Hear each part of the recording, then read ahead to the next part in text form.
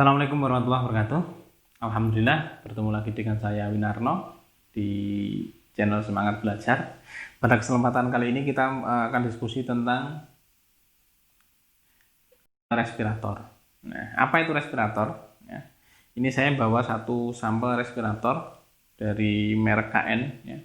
KN, ada merek yang lain, ada N95, ada KN95, ada FFP2, nah, kayak gitu ya. Ini yang saya bawa adalah KN95.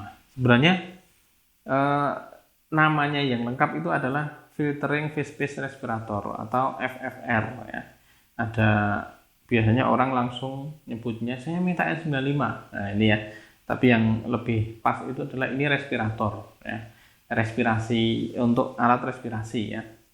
Yang lebih tepatnya lagi adalah respirasi disposable filtering phase-phase respirator. Disposable karena ada yang reuse, yang bisa direuse alatnya yang lebih bagus itu yang ini dari material-material bukan hanya kain semacam ini, tapi itu ada nanti bisa direuse, bisa dibersihkan, bisa disteril, baru nanti dipakai lagi. Ini kita diskusi tentang yang disposable ya. Salah satunya adalah kain ini ya. Ini adalah gambarnya. Kalau teman-teman mau melihat ada yang dari produsen yang dari standarnya itu dari United States ya, dari NIOSH ya, NIOSH itu standarnya adalah N95. Nah, yang paling banyak disuka orang yang banyak dicari di Indonesia, saya harus minta yang N95. Nah, ini ya, ini minded banget ya. Nah, kemudian ada yang dari Eropa, standarnya dari Eropa itu adalah FFP2 ya. Ini dari Eropa FFP2 ya. Singkatannya apa ya kalau nggak salah ya. Ini FFP2. Kemudian yang dari Cina, nah ini yang dari Cina, ini model dari Cina, ini adalah KN95 ya. KN95. Kemudian dari Australia ternyata juga mengeluarkan dari standarnya adalah P2, cuman P gitu ya, P2 ya. Kemudian dari Korea, Korea ini juga mengeluarkan yang namanya KMOEL ya, KMOEL gitu ya. Itu dari Korean ya. Kemudian dari Jepang juga mengeluarkan namanya DS2 ya.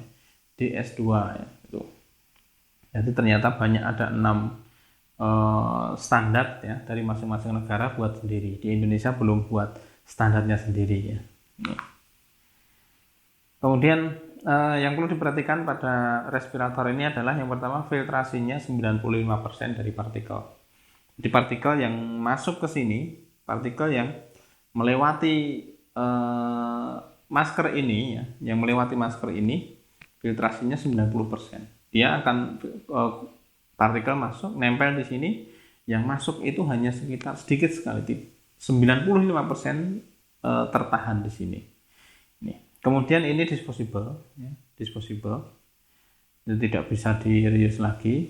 Jadi kalau kepepet ya, kalau memang sudah tidak ada lagi, WHO pernah mengeluarkan rekomendasi ini boleh di-reuse, tapi syaratnya ketat sekali. Syaratnya boleh di-reuse itu yang pertama tidak kena cairan apapun di permukaannya, kemudian tidak rusak, sealnya tidak rusak, fittingnya masih bagus, kemudian macam-macam. Kemudian tidak boleh digunakan lagi kalau ini sudah dipakai untuk tindakan-tindakan yang menghasilkan aerosol, misalkan RJP, resusitasi jantung paru. Kemudian kalau untuk tindakan pengambilan swab, ngambil swab pakai masker ini, maskernya nggak boleh di-reuse. Jadi tindakan-tindakan yang menghasilkan aerosol pakai masker ini nggak boleh di-reuse, harus dibuang. Jadi syaratnya sangat ketat sekali untuk di-reuse lagi. Itu pun kalau terpaksa. Kalau masih banyak stok maka tidak boleh di-reuse. Kemudian fitting, maka ini penting untuk di fitting. Fitting itu adalah merekatkan ya, merekatkan seluruh permukaan sampingnya ini harus rapat kena ke ini. Jadi tujuannya apa fittingnya? Tujuan fitting itu ya, saya pakai ini ya.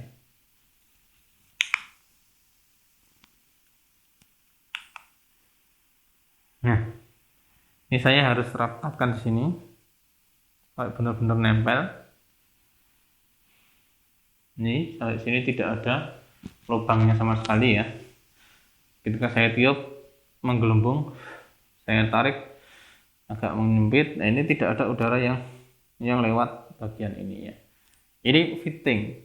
Semua masker respirator baik N95, FFP2 atau KN95 dan yang lain sebagainya itu harus fitting ini. Kalau fittingnya nggak bagus, udara yang masuk lewat sini terfilter.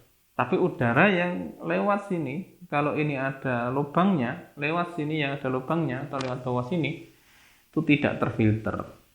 Akhirnya bagaimana? Akhirnya ini tidak bermanfaat karena udara lewat sini, lewat masuk dari sini. Tidak ada fungsinya ini yang ada di sini.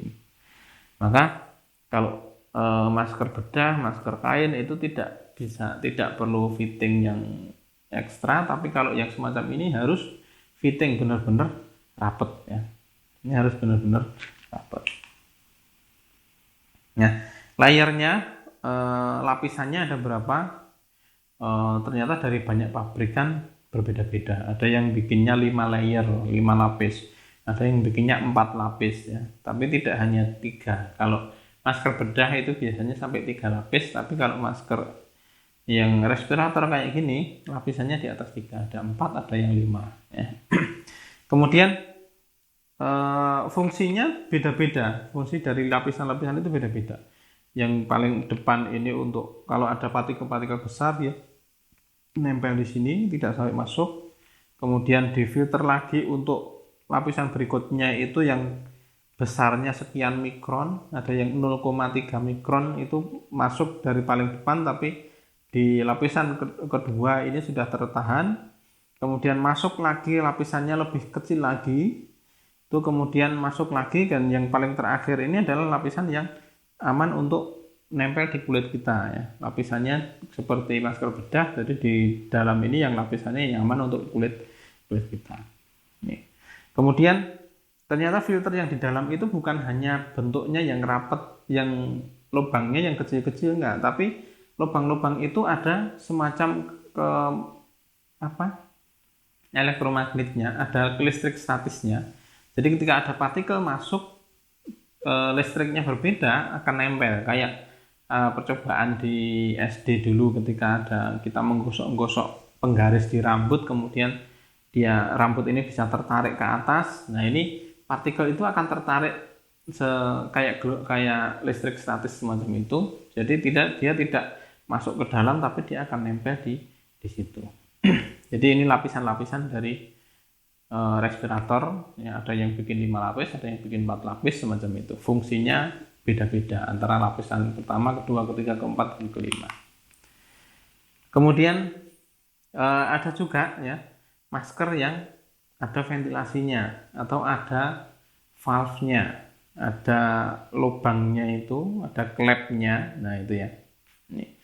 Dari WHO tidak merekomendasikan ketika pandemi COVID sekarang ini menggunakan masker yang ada lubangnya, yang ada valve-nya. Kenapa? Valve itu tujuannya adalah ketika kita pakai, ketika udara itu kita menghirup udara, valve-nya menutup, klepnya menutup, maka yang kita hirup itu terfilter semua. Tapi ketika kita meniup, kita membuang udara, maka klepnya membuka. Tujuannya sebenarnya untuk apa? Tujuannya adalah untuk memudahkan orang ini bernafas. Ketika dia menghirupnya berat karena tersaring, dikeluarkan. Itu klepnya membuka, tidak perlu disaring, langsung keluar dalam tekanan yang sebenarnya yang ringan ya.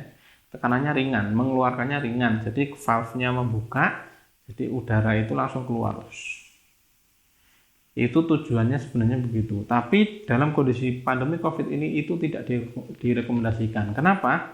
Ketika udara ini keluar dari mulut kita, keluar dari hidung kita, keluar lewat valve itu, berarti tidak ada saringan sama sekali.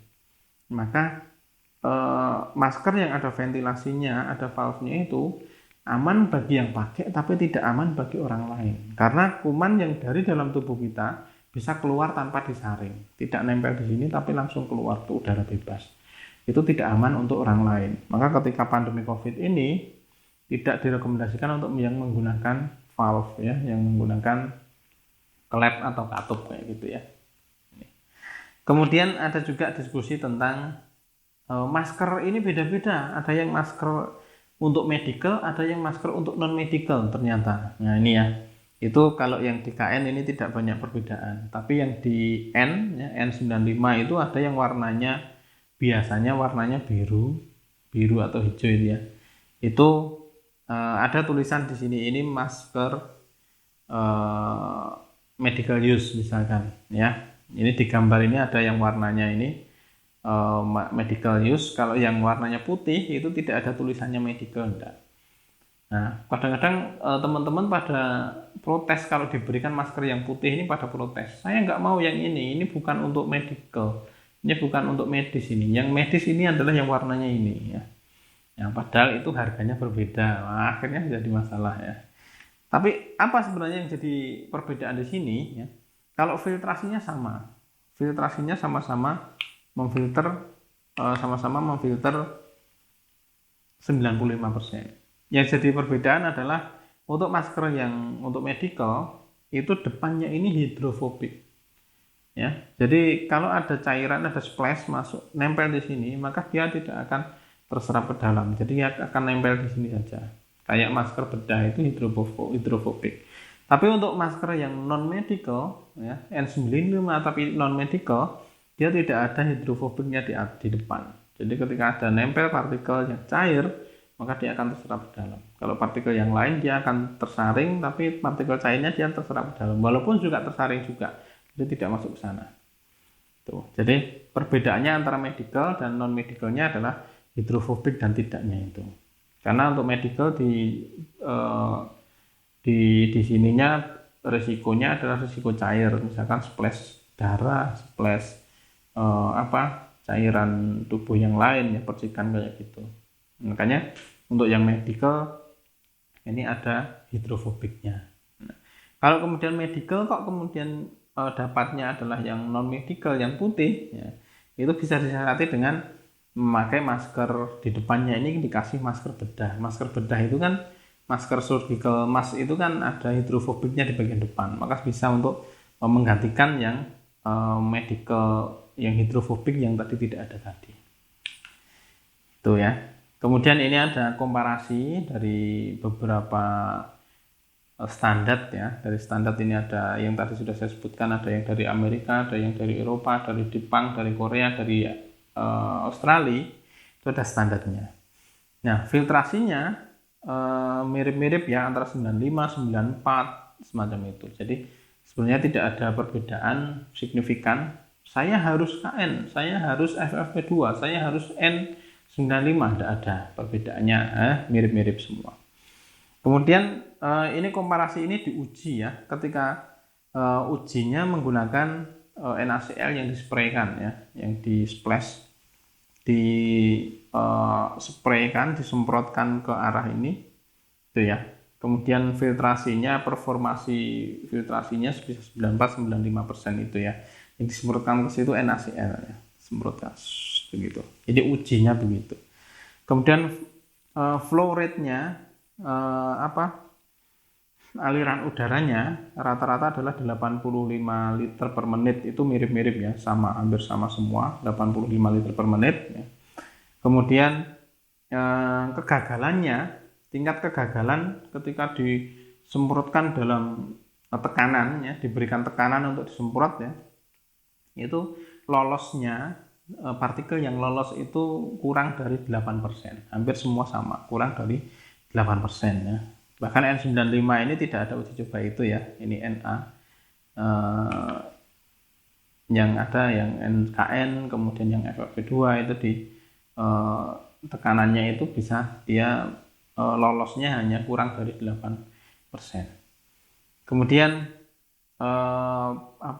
perbedaan presurnya ketika pakai ini dikasih tekanan, kemudian yang tekanan yang masuk ke sini berapa, itu beda-beda ya. Ada yang 343 Pascal ya, perbedaannya signifikannya semacam itu ya. Kemudian flow rate-nya juga tadi sama. Kemudian ini adalah komparasinya ya. Mirip-mirip lah, tidak banyak perbedaan. Flow rate-nya cuma sama. Kemudian exhalation valve leakage-nya, kegagalannya, lolosnya itu juga tidak banyak perbedaan yang signifikan. kemudian CO2 clearance requirement-nya yang di N95 justru tidak ada ujinya, kemudian yang di lainnya itu kurang dari 1% ya. Ini komparasi dari masing-masing respirator. Ya. Jadi kalau pada banyak yang diskusi lebih bagus mana sih N95, KN95, standarnya saja yang berbeda dari negaranya. Kalau teman-teman pakai helm, ya, helm untuk kendaraan itu kalau Indonesia mengeluarkan standar SNI begitu ya. Kalau di Amerika standarnya apa, di lainnya standarnya apa lagi gitu ya. Masing-masing memiliki standar, tapi standar itu sudah disetarakan, diujinya akhirnya sama. Ini teman-teman agar tidak menjadi permasalahan yang menjadi pelik ya, yang menjadi susah. Ini komparasinya bisa kita lihat. Saya kira itu yang bisa saya sampaikan pada video kali ini, mudah-mudahan bermanfaat. Assalamualaikum warahmatullahi wabarakatuh.